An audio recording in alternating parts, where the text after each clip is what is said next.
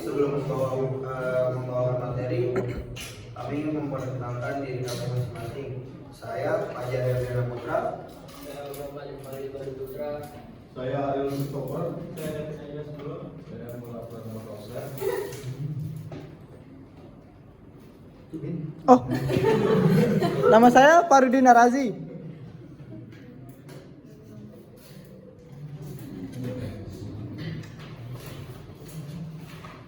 Yang pertama yaitu hukum waris perdata. Hukum waris perdata merupakan bagian dari hukum perdata yang mengatur tentang pengalihan harta kekayaan seseorang yang telah meninggal dunia kepada ahli warisnya. Dalam sistem hukum Indonesia, hukum waris perdata merujuk pada ketentuan yang terdapat dalam Kitab Undang-Undang Hukum Perdata atau KUH Perdata yang bersumber dari Burgerly Wetbook.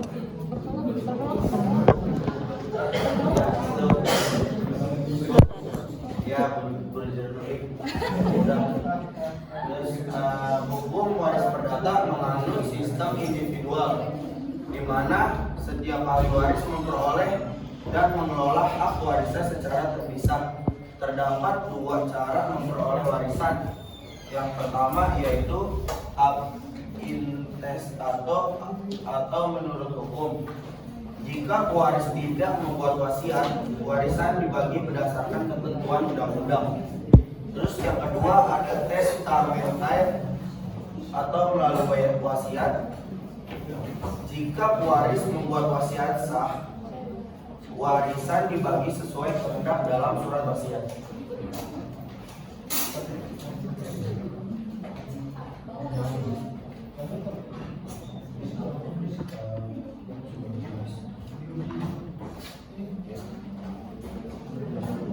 Sumber hukum waris perdata. Sumber hukum waris perdata di Indonesia yaitu 1. KUH Perdata, 2. Pasal 430 sampai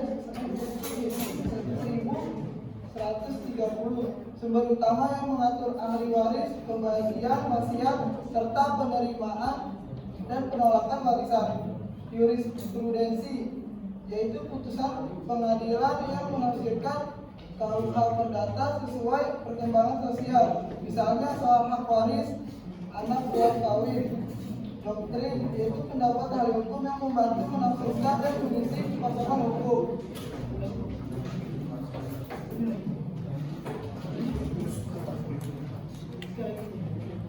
Prinsip-prinsip dasar pewaris dalam BW. Pewarisan adalah bagian dari hukum kekeluargaan yang mengatur pengalihan harta pewaris kepada ahli waris setelah meninggal dunia. Warisan terbuka saat pewaris meninggal dan berdasarkan asas saiksi hak atas warisan otomatis berpindah kepada ahli waris tanpa perlu tindakan hukum. Terdapat dua dasar pewarisan, yaitu 1. Pewarisan ab intestato menurut undang-undang berdasarkan hubungan darah dan dibagi dalam golongan. 2. Pewarisan testamentaire berdasarkan wasiat, di mana pewaris bebas menentukan penerimaan warisan, namun tetap wajib menghormati hak ahli waris mutlak legitim forti. Warisan mencakup hak dan kewajiban pewaris termasuk utang. Ahli waris dapat menerima sepenuhnya, menerima dengan inventarisasi atau menolak warisan. KUH Perdata menunjuk asas kebebasan berwasiat, tetapi kebebasan ini dibatasi untuk melindungi ahli warisan.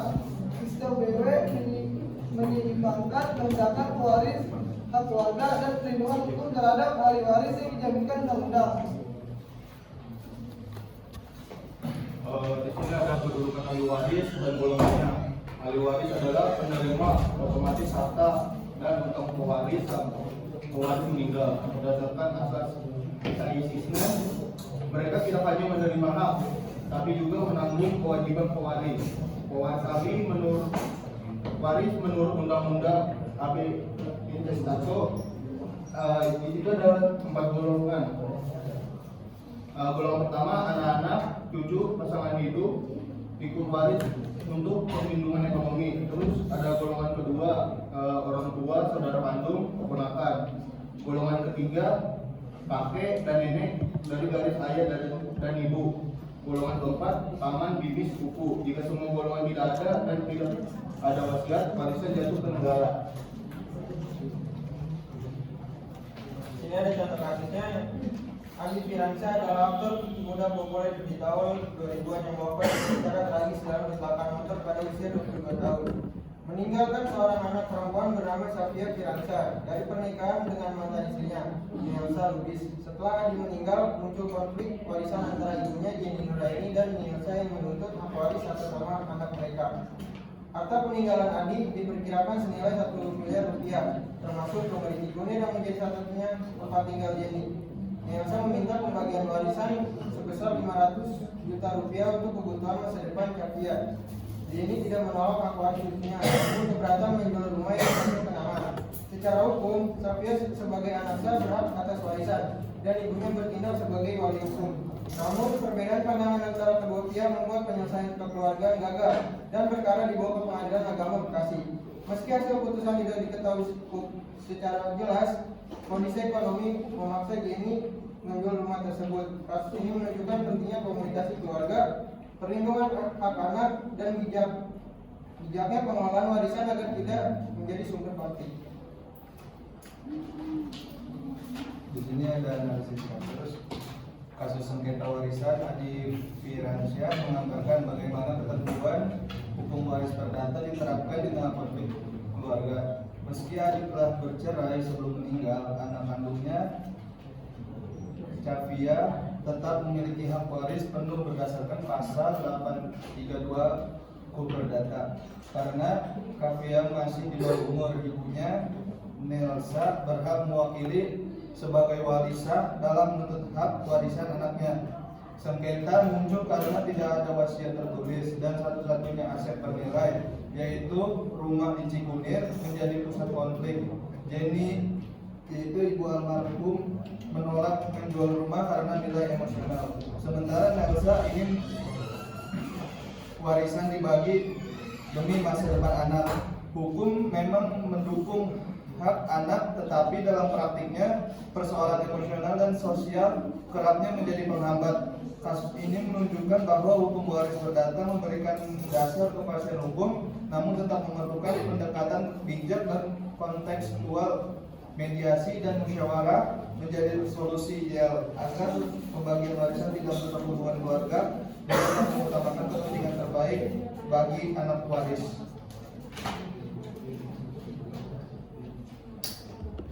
Selanjutnya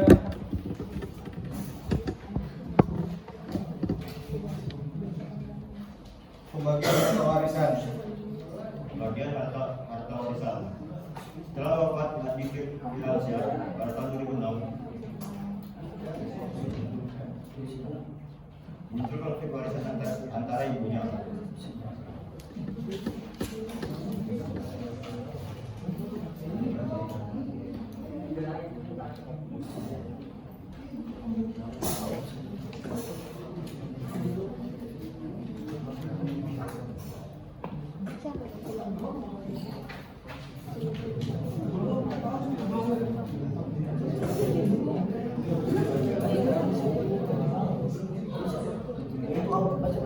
Kalau penyanyi Firansyah terkenal, muncul konflik warisan antara ibunya, Jenny Nuraini dan mantan istrinya, Nielsa Lubis, yang mewakili mereka Safia.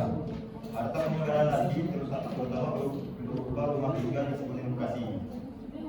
Secara hukum perdata, Safia sebagai anak kandung berhak penuh atas warisan ayahnya karena termasuk ahli waris golongan pertama menurut pasal 832 KUH Perdata. Karena Andi meninggal tanpa wasiat, pembagian dilakukan secara administratif, di mana Safia sebagai ahli waris utama ibu Andi, Jenny hanya bisa mendapat bagian jika tidak ada anak. Sehingga dalam konteks ini berada di bawah anak. Masalah utama adalah rumah warisan yang menjadi satu-satunya aset keluarga. Jenny menolak penjualannya karena alasan emosional, sedangkan Nielsa ingin warisan dibagi demi kebutuhan masa depan Safia. Karena Capia masih di bawah umur, pengelolaan warisannya dilakukan oleh wali, yaitu ibunya. Namun tetap harus diawasi demi kepentingan terbaik anak. Kasus ini mencerminkan pentingnya kompromi dan perlindungan hak anak dalam pembagian warisan, serta menunjukkan bahwa pelaksanaan hukum waris harus dilakukan memperhatikan kondisi nyata dan hubungan emosional keluarga. Simpulan, penerapan hukum waris perdata menurut KUH Perdata memberikan kepastian hukum, keadilan, dan pembagian hak yang jelas bagi ahli waris, bagi para ahli waris. Kasus sengketa warisan almarhum Adi Fiansyah menunjukkan pentingnya penerapan hukum yang secara tertib, terutama saat tidak ada surat wasiat yang terjadi penguasaan sepihak atas warisan. Konflik semacam ini menyoroti perlunya edukasi hukum, dokumentasi warisan yang sah, serta peran notaris dan pengadilan dalam menjaga hak semua pihak. Hukum waris perdata tetap relevan dan efektif bila dijalankan secara proporsional dan adil. Jadi sekian presentasi dari kelompok kami. Ada yang mau bertanya? Oke, kelompok 1. Ada berapa? Kelompok 2 ini 5 ya. Itu kelompok 2. Saya Langsung. Kelompok berapa? 2 ya? anak saya Satu dulu. Udah ada semuanya pertanyaan? Ada. Oke. Perkenalkan, saya Fikri Muhammad dari kelompok 1 dengan bertanya di dalam perkara selesai menjelaskan kedudukan ahli waris dan golongannya. Nah, yang saya tanyakan dalam hukuman perdata ini itu kan bisa jatuh ke tangan negara ya. Kalau misalnya tidak ada apa namanya yang mewarisi, yang mewarisi itu bagaimana mekanismenya dan jika masih ada yang bisa mewarisi tapi yang menolak itu apakah itu ada kesulitan masyarakat? Ya, terima kasih. Udah bisa ditambah pertanyaan. Udah dicatat kan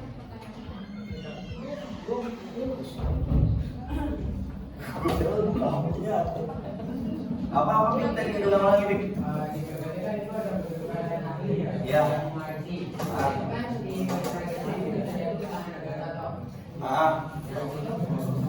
Saminah itu bagaimana mekanismenya, prosesnya jatuh ke tangan negara dan kalau tidak mewarisi, kalau ada yang misalnya mewarisi, cuma dia menolak untuk warisan tersebut itu apakah tetap jatuh ke tangan negara atau tidak?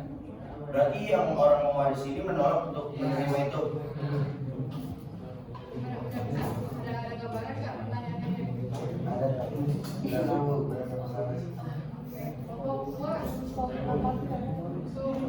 perkenalkan, nama saya Aditya Dewi Lagi dari kelompok 2.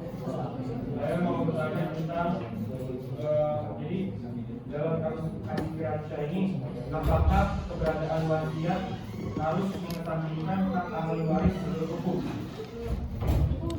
Boleh diulangi?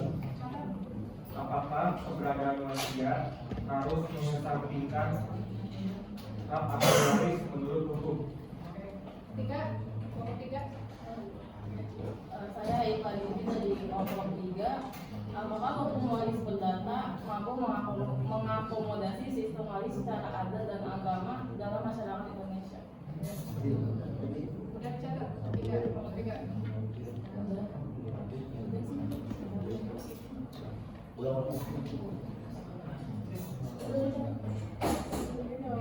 Apakah hukum waris perdata mampu mengakomodasi sistem waris secara adat dan agama dalam masyarakat Indonesia? 4.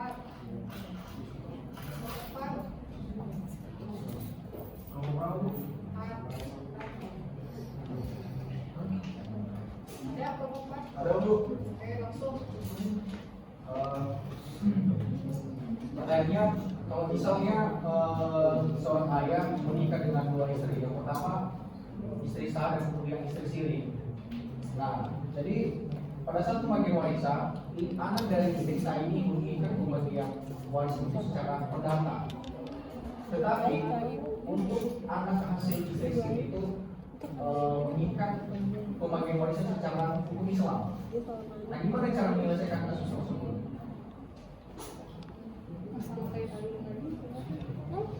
Coba boleh dulu. Intinya aja langsung ke intinya. Kalau misalnya anak dari istri sah menginginkan pembagian secara perdata, nah kemudian anak hasil istri sendiri menginginkan pembagian secara hukum Islam, karena anak hasil istri sendiri ini merasa kalau misalnya pembagian secara perdata tidak dapat, tapi kalau pembagian secara hukum Islam anak sendiri ini pasti dapat. Kan itu bentrok ini keinginan menyelesaikan secara bagaimana penyelesaian? Itu sih pembahasannya.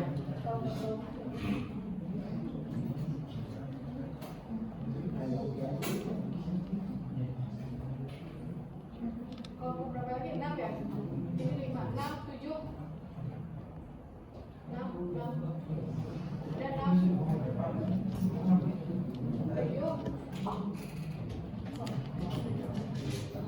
dan 7 sisanya nggak ada, nggak ada.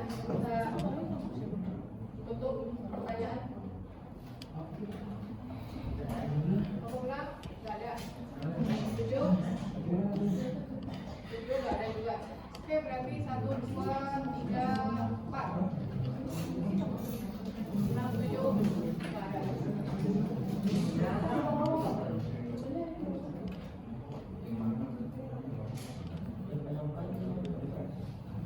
Ayo kita diskusikan jawaban nomor 1 dulu.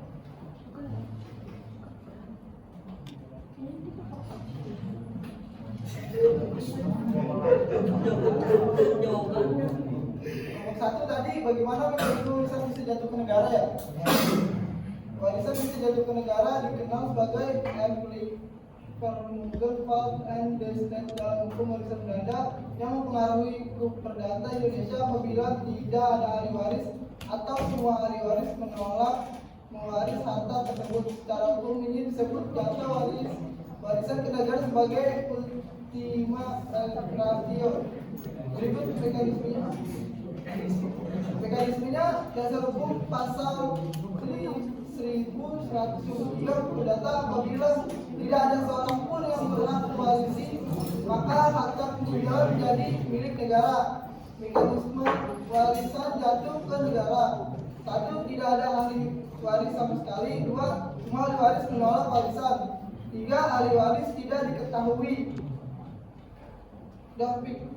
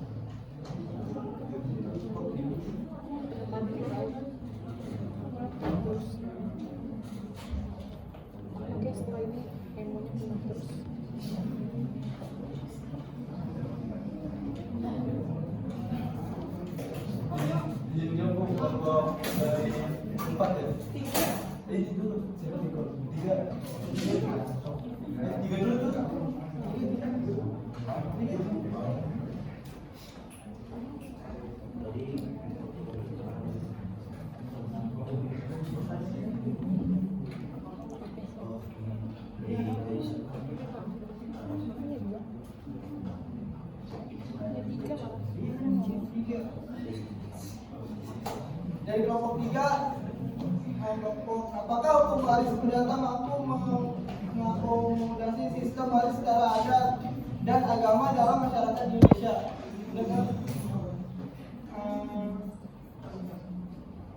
Hukum waris perdata belum sepenuhnya mampu mengakomodasi sistem waris adat dan agama karena bersifat individualistis dan tidak mempertimbangkan nilai-nilai komunal atau keagamaan. Namun dalam praktiknya pengadilan di Indonesia mengakui pluralisme hukum waris perdata, adat dan Islam sehingga penerapan sistemnya disesuaikan dengan identitas pewaris dan ahli waris.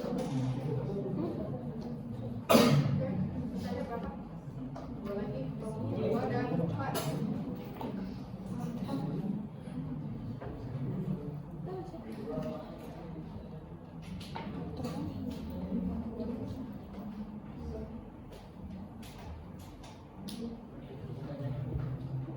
Tadi kelompok 2 Bayu ya. Pertanyaannya, apakah keberadaan warisan harus mengesampingkan hak ahli waris hukum? Berarti hak ahli wasiat hukum gitu. Apa gimana? Keberadaan wasiat.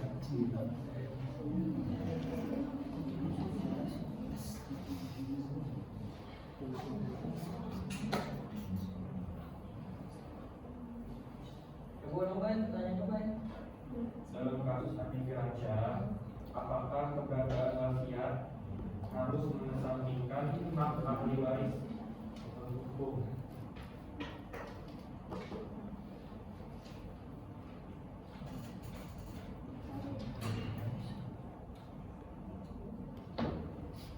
Oke, saya akan menjawab pertanyaan dari Bayu. Dalam kasus seperti Adi Firmansyah, keberadaan wasiat tidak secara otomatis mengesampingkan hak ahli waris menurut hukum. Wasiat tetap tunduk pada batasan hukum, terutama prinsip legitime forti. Dalam hukum perdata, batasan 1/3 harta warisan dalam hukum Islam. Jadi ahli waris tetap memiliki hak yang sah dan hak yang tidak boleh dilanggar oleh wasiat. Keempat itu kan pertanyaannya, jika seseorang memiliki dua istri, yang pertama secara sah menurut hukum negara dan yang kedua secara siri, nikah tidak tercatat secara negara. Lalu setelah pewaris meninggal, anak dari istri sah meminta pembagian warisan menurut hukum perdata, sementara anak dari istri siri menuntut pembagian warisan menurut hukum Islam. Maka jawabannya, jadi jawaban itu, jika anak dari istri sah ingin warisan dibagi menurut hukum perdata dan anak dari istri siri ingin dibagi menurut hukum Islam, maka hukum yang berlaku tergantung kemana gugatan diajukan. Jika ke pengadilan negeri, maka berlaku hukum perdata, hanya anak sah yang diakui atau anak dari istri sah yang dapat warisan. Jika ke pengadilan agama, maka berlaku hukum Islam.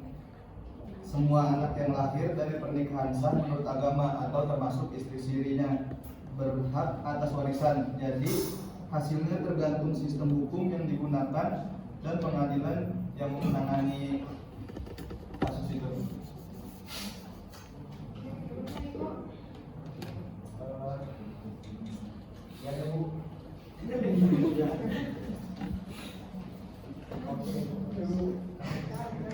Nanti kita bahas.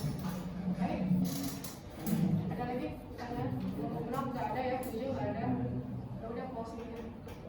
Sekian presentasi dari kelompok kami. Bila ada kurangnya, mohon maaf. Assalamualaikum warahmatullahi wabarakatuh.